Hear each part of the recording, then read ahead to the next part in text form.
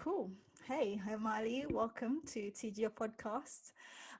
Of course, today I wanted you to come on and give us some information because last time we spoke, we were speaking about some fraud activity that has been going on, especially with you and your ex-partner. And I feel like That's that is correct. something, someone taking liberty or taking the piss. Do you know what I mean? And I, Emotional financial advantage, kind of that aspect. yeah. I mean, it's definitely abuse in its own It form, right? is. But It is for sure. It is. And obviously, like, I want to know, get some more information on that. And I figured it's something that quite interesting that other people that might find interesting, or even people that yeah, might not know. It's always good to stay up to date with your financial reports and all that, because you never know what's happening or any other fraud activity happening on your accounts, if you, especially if you that's have very true. multiple ones. Anyway, so welcome to TJ podcast, and Thank yeah, you. take it away. It'll be good to, introduce yourself a little bit, give some background, and then you can Okay, maybe give us some more information on that. perfect. So my name's Hemali. I have basically been through a very shit part of my life up until this Mm, stage. And I have found that speaking out and speaking to other people in the truest form has yeah. really helped me self reflect, also offload my own issues without it burdening someone else, Mm, but also the utmost benefit of it is that people don't realize situations they're in, because it's almost consumed as a day-to-day normality for them once they are in an unfortunate situation. So I think yeah. by them listening, it's kind of mutual benefit because they are able to um, kind of slot in their life and be able to see what I'm going through something similar, or I know a friend that's been through something similar, and they can see that Yeah. there's a light at the end of the tunnel. And I think that's the most important thing out of everything. For sure, learning from So other yeah, people's mistakes. It's always better exactly. than having to go through and then realizing, oh, I'm not the only one. Exactly. And I think the mm, biggest thing is that also people, I mean, people are very much of the understanding that their problems are so minuscule compared to everybody else's, but the actual fact is that your problems are equally important no matter how severe they are or not. yeah, And I do think that by people speaking about the smallest problems that they've gone through, relationships in life, through COVID, mental health, all of these things, definitely. there is somebody out there that can definitely relate, that has been through it, that can give guidance. um, and it's not only professional guidance, it's actually things that somebody personally has had to deal with, right? Because Mm, ultimately, professionals, sorry, and other people can give you all of the advice that you need to hear, but they themselves personally haven't gone through that journey. And I think yeah, that when you've heard of somebody that has, it's extremely relatable. And yeah. also people might reach out and, they it's a real person going through real things. And I think that's what the relatable understanding is that it's not just a bit of show and tell on social media. These are real things that, I have been through, or Mm, similarly, other people have been through. And I think it's very important to share. It's also part of the healing process, I believe. It's a very important part of the healing process.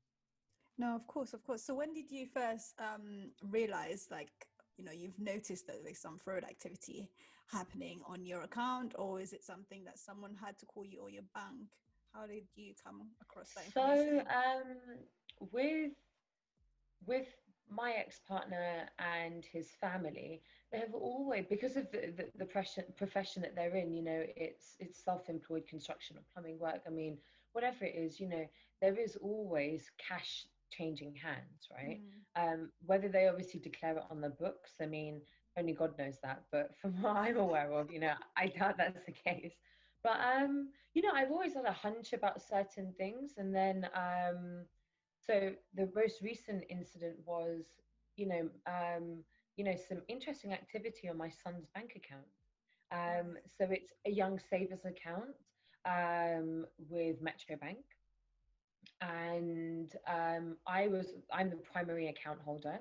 So when the account was set up, my ex-partner was added as an additional policy holder, Mm, just so then we had access to the account in the sense that we could see the money going in, we could make sure the money was there, etc., etc. So I had a hunch about something, and with recent things happening with my ex and very negative and erratic behavior, I had a hunch about looking at my son's bank account. Now, the account was open, a year or two ago, and from the way that the account was set up, it was meant to be that no withdrawals could take place without both parties' consent, which Okay. meant so you can get mandates like this set up, especially with kids accounts. So whether it's a savers account, a trust, a bond account, whatever it is, you do have facilities like that.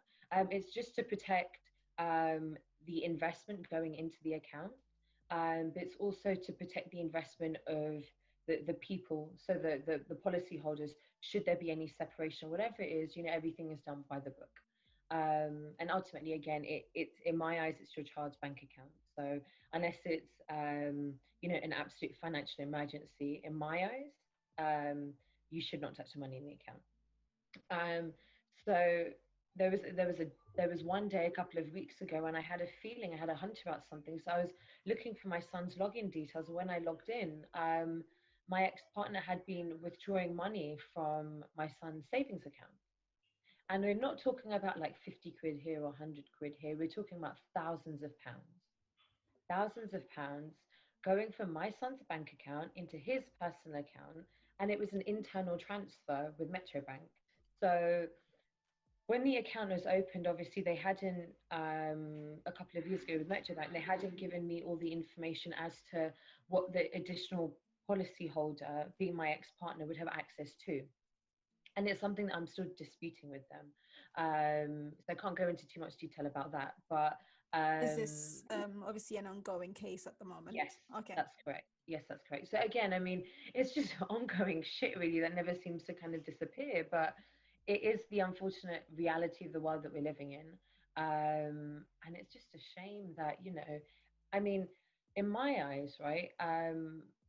If if you're putting money into a savings account as an adult, you could open a normal savings account. But the fact that you have used your child to open a young savers account, in theory, means you are putting money in that account for the child. Okay. And because my son primarily resides with me and I have, primary custody and all of these Yeah. things, in theory, I would have first control over the account. So, I mean, that's the way that it was set up. So, unfortunately, my ex was able to do internal transfers between my son's account and his.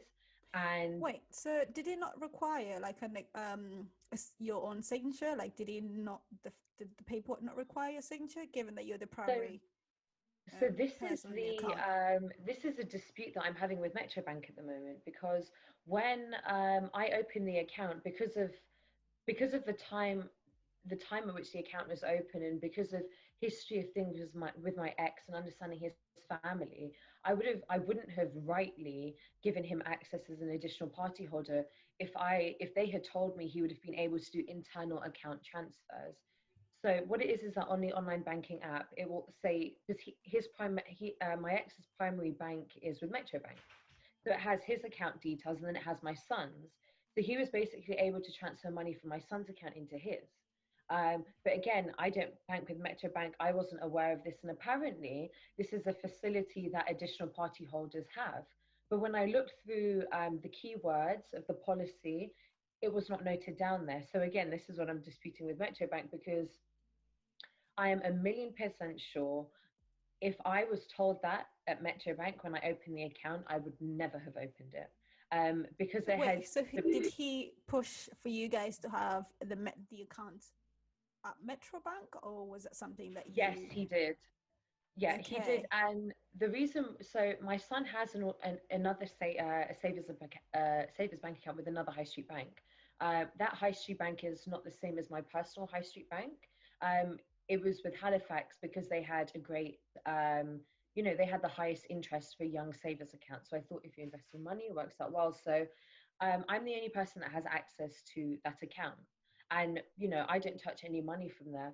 And the funny thing is that when I've spoken to friends about this and I've spoken to family, because of being on furlough, because I'm a single mum and I have a dependent child, you would think that out of my ex and I would be the person that would be in more dire need of funds.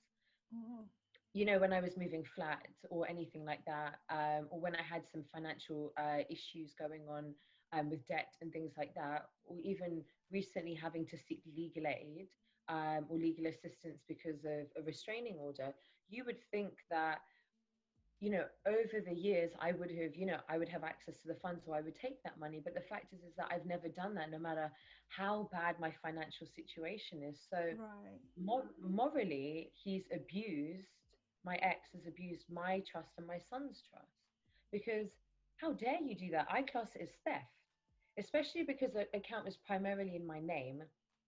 And never once did he message me or, indirectly through a friend or a lawyer say, please can you inform Hamali that because of my financial circumstances, because I've lost my job, whatever it may be, I will be withdrawing X and Y funds from our son's account. Never was I ever told. But then, as I was saying before, we're not talking about 50 quid in or 100 quid here. We're talking about £8,000 out, £5,000 in. It's sums of money. And this money has been accumulated, I'm presuming, by the both of you, or it's just it has been primarily done by yourself? So I've never put any money into this bank account.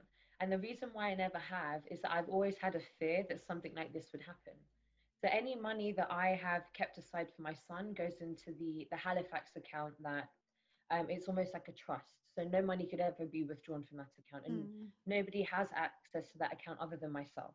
So the Metro Bank account was primarily set up so my ex could put money in there.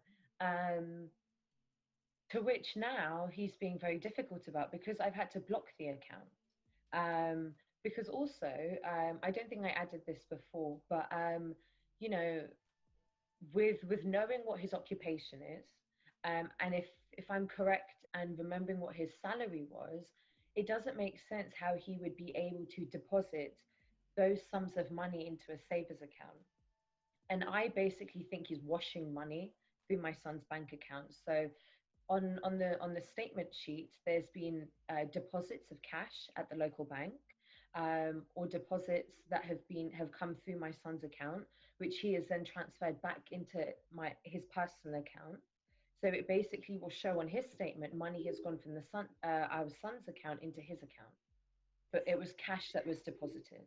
I thought when you deposit cash, the bank somehow asks you, like, where is this money coming from? Especially if you do it, multiple times, they get to the point where, okay, we need to know where's this money coming Yeah. from.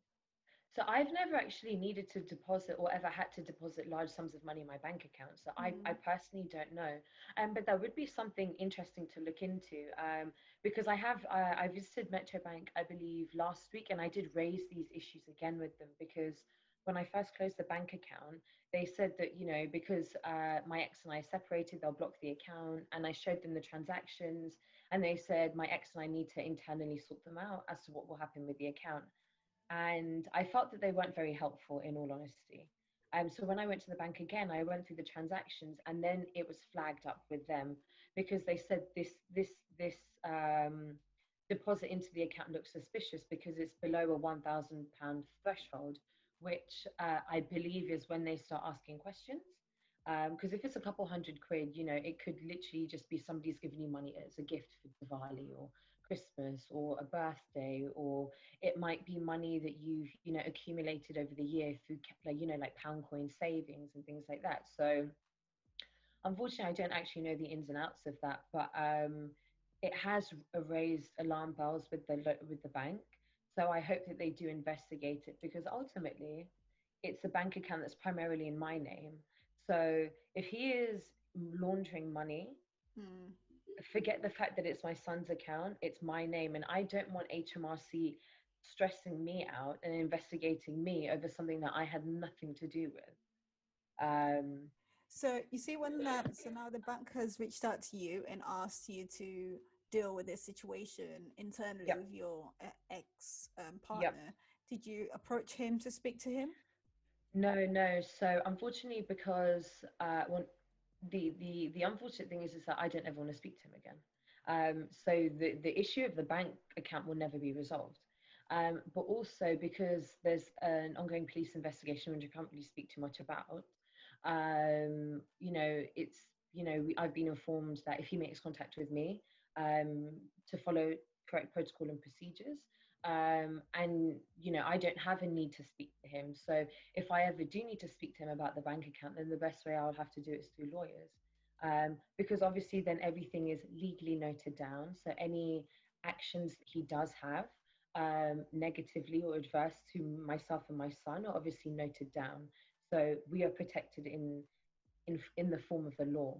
Um, but I did want to tell you, um, and again, this happens with prolific individuals that that inflict abuse and violence on people. So once my ex found out the account was blocked, he called the police on me the following day. What the hell? Is he actually being serious? Deadly. He called the police on me the following day, and the police came to my house. And I thought that they were coming by to check up on me because of the report I had made about the theft and the money laundering from my son's bank account. Because I'm kind of the person that I always follow the law when it comes to those things. Because who am I to take the law into my hands? I mean, I would be just as bad as him if I did that. And I've always said, if I've got to call the police 50 times and provided that I've got evidence to make the calls, I will do it. Um, so he called the police on me. And I think what he had said to the police officers was that he hadn't seen his son for 5 months, and he was worried about his well-being and concern, livelihood, because my sister and I, through our childhood and my early parenting years, we never really saw eye to eye on a lot of things, and that means you'd have a couple of ding dongs and arguments at home, and that's where his concerns stemmed from.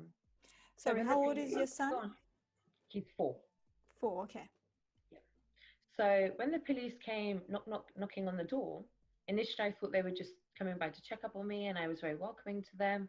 And they introduced themselves and they said, "Hi, we've had a report about potential child neglect." And in my head, I was laughing. I was like, and I said to them, "Let me guess, was a report made by my ex-partner?" And I gave them his name.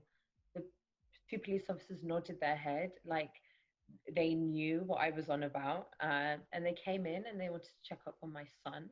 And they had no concerns from what I could tell from their body language, because, I was very engaging with them. I've never had anything to hide. There are countless people that can give enough witness references, from social services to work colleagues to friends to, people that I've only known for like a couple of days, whatever it is. There's enough people that could, say that what this man has done, is malicious, and he's wasted police time. So obviously, because of ongoing things with harassment, which I've been dealing with the police with, I did inform the detective that's handling the case. So he's updated the report, and he was informed of it. And I mean, it's clearly evident to anybody that I've spoken to that this is malicious communications.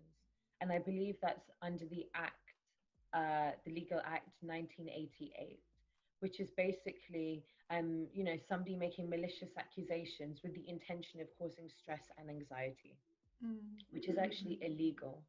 Um, so to anybody that is listening, and to anybody that has been through something like that, and you know, I would definitely suggest contact the police, because with malicious communications, there's no time limit in which you can report the incident. It's not like harassment where it's a 6-month period from the date of the offence. With malicious communications, from what I've been informed, from the Met Police, that there's no time constraints. So there's no time limit on you reporting the crime, because But would the police it's not automatic. require evidence, say? Yeah, yeah. So, for example, in my case, my ex had obviously called the police on me, so that's naturally on a police log.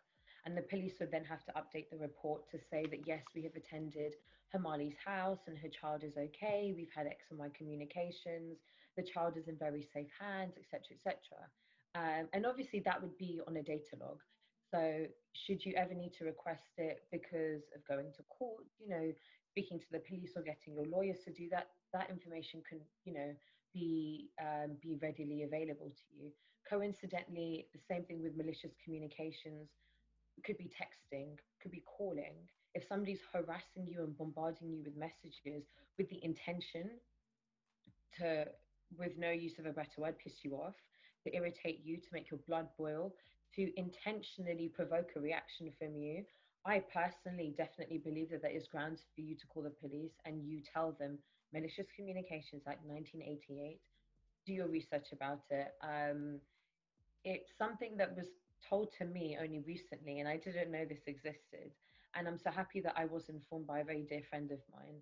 Um, because with harassment and the police, I mean, you're looking at stats, it's very difficult for them to convict someone, whether they, the likelihood of jail time is not really going to happen with harassment, but they'll probably get a slap on the wrist or something on their record, or, and you'll be given a restraining order.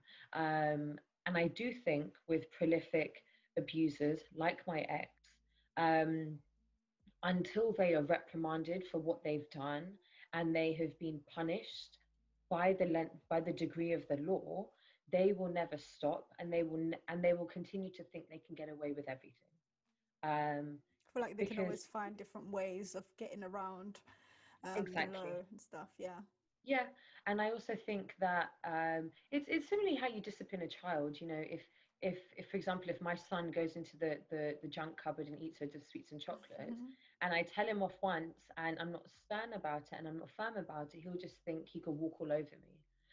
But then if I tell him off, and then he'll get the naughty step, then a toy will be taken away from him, and then he will get into trouble. Then he will realize his actions have repercussions, and if he does something bad and dishonest and disobedient, he will be reprimanded for what he's done. And I do think that kind of same mentality should be taken to abusers. And as a victim, um, it's very difficult to do. Although it's easier said than done, it takes a lot out of you to report stuff, to relive everything, to report it. It's very difficult to do, but there are enough advocacies and agencies out there. Feel free to message me on my social media. I'll be happy to help. Of course, I'll Um, definitely add your social media handles yeah, please in the do. description if anyone wants Yeah, more yeah, yeah. information. Because it's very difficult when you're going through something, knowing the right people to contact. Because the last thing you need is to contact, say, an institution, and you just going around in circles, and it feels like they're not even on your side because they're trying Yes, to make sense of what the abuser did to you, which you don't need. You need someone. You want to feel like someone's on your side, and I suppose can be really difficult. And then when it comes into money, when someone's just messing around with your money, it's just that's totally different thing because we all need money to survive, especially if you live like in this city, London or whatever. Like the cost of living is really high, and the last thing you need is someone messing around with your money or your child's Y- money. exactly. You touched on an interesting point, because with institutions helping out, I do I do think, personally speaking, the victims are not always taken seriously. I genuinely think that. I agree. And obviously, the reason why I say this is, which obviously doesn't help when people claiming to be victims make false accusations. Um, it's just horrible. How dare you pretend to be a victim of something, for attention, for self gain, to be petty, to be malicious, because there are people in the real world that are dealing with these real issues on a day-to-day basis. And the fact that you victimize this to a degree that it ruins credibility of women. Yeah, for um other abusers, not just women, even but men men. as well. Yeah, Yeah. yeah, yeah. Yeah. And I also think um, when men are victims of crimes, okay, the women who are the abusers use the female card, the woman card. But I'm a woman, and he shouted at me first, and it's a case of, if somebody did it to you, it would not be acceptable. So what on earth gives you the right to do it to someone else? Fine, fair enough. In a relationship, in a friendship, you might have, like, a little shouting match once in a blue moon. But the second that it gets physical and a woman raises her hand to a man, and a man raises his hand to a woman, it is unacceptable. and whoever has done it should be reprimanded. I mean, I see things like that now as very black and white. When I was in this, cycle of when I was being abused, and then I was told that it was my fault, and then I'd go back and it would go in this circle. I could never see this. I could never see that just because he has said it's my fault, I should believe him. And just because he's put stuff in my head that he's necessarily right. Nobody should ever violate you, again, mentally, financially, physically, or verbally. Nobody has the right to do that, be it your I mother, your totally brother, your agree. sister, your dad, your brother, your cousin, the queen. No one's allowed to do that. It's a complete violation of any humanity or morality that you might have as a person, that because that's being inflicted on you, it's utterly wrong. No, But I'm in agreement with you for sure. Like, yeah, I've not been through that before, but the thought, thinking about, or the thought of knowing someone close to me going through something like that really sickens me. yeah, And like knowing how hard people work to maintain a lifestyle, people that have yeah, kids, like having a child is not, it's very expensive. And yeah, imagine trying to put away your 10% of what you're earning to aside for a child, and someone else coming through and taking that, or someone promises to contribute to only end up taking the money that they say they'll contribute. So I'm thinking, isn't that your child as well? Like, what exactly? There is no transparency. It's so really so upsetting. with that last point, my ex had agreed, I think it was back in 2017, that he would pay a certain amount of money per month for child support. Yeah, this is like 3 years ago. um I would say out of what he was meant to owe me, I've seen about 2% of that money. 2%. So he doesn't contribute anything. And to a degree, I don't want his financial instigation in our lives, because then he feels that he owns us, because that's the way he perceives money. um, but also it's a case of it's an in for him to have communication with me. And if he, for example, doesn't pay money for said month, then I would have to chase him for it. He wouldn't voluntarily set up a standing order with his bank. So he wants me to chase him. He wants me to have an active conversation with him. He wants it to look like I have made contact with him. So his behavior is justified if he starts harassing me and starts being verbally aggressive with me and just completely indecent via call and text, which again is such a shit thing to do, because you're intentionally provoking a situation which isn't right. Like, ultimately, just because I don't want to be with him, he cannot accept those facts. And any money given to me is kept aside for our child. And the one thing that he said to me many years ago, he goes, "Well, you go out with your friends. How do I not know you're not using that money to go clubbing?" And I was like, "How dare you?" Because, What's a like, I silly thing to again, say? but then again, it's trying to be assertive with control. Hmm. You're using my money to fund you going out with your friends. It's not your money, it's our child's money that you have a legal obligation to pay. Hmm. And the difficulty, it's money, money, money, money, money with my ex and his family. And honestly speaking, I would rather, have to beg my parents to help me financially, or friends, than ever ask him for money. I'm telling you, it's basically dancing with the devil. And I know many people have been in circumstances like this and are still going through stuff like that. And you know, financial dependency, no matter if you're earning £5 a week or 50, or £500 a week, um, financial independence is very important, because Very that's crucial. your hard-earned money. And if they try to do anything to take that away from you, it is theft, because it's your pay slip, it's your national insurance number, it's your bank account. No. You do not agree to have money put into their account. You do not hand over any cash to them. It's your hard-earned money. The time that you've had to spend away from your child to work, it's your money, and you are entitled to it completely. And no matter what me, you, or he says, the ex or whoever it is says, it's their money. The person that's worked hard for it. And I think that's again what prolific abusers need to get over, that we are entitled to live a life. Um, and we don't have to be dependent on them, and we don't have to beg them for things, because this is some things that they want you to beg them, so it feels like they own you. And when they own you, it's a case of you have to do what they say, otherwise they won't give you money, they won't give you support, they won't help you with your family, they won't drive you to somewhere because you don't know how to learn, you don't know how to drive a car yet, you know. It's all trying to assert manipulation and control, which is very bad. No, I totally agree with you. And what I think we should do is, I feel like we need you to come back and give us more information. But I think for now, Okay. I feel like we can take this away and digest it. Of course, I want Cool. if anyone's going through or wants to understand more, I want them to be able to contact you, and I'll put your Yeah, yeah, yeah. Instagram handles in the description below, and maybe we can set up another time so we can come and explore this topic a little bit more. And Yes. I know we're strapped for time for now, but I really That's appreciate all your right. time. You are more And than welcome anytime, yeah, of course, we have anytime. a lot to uncover, but Yeah.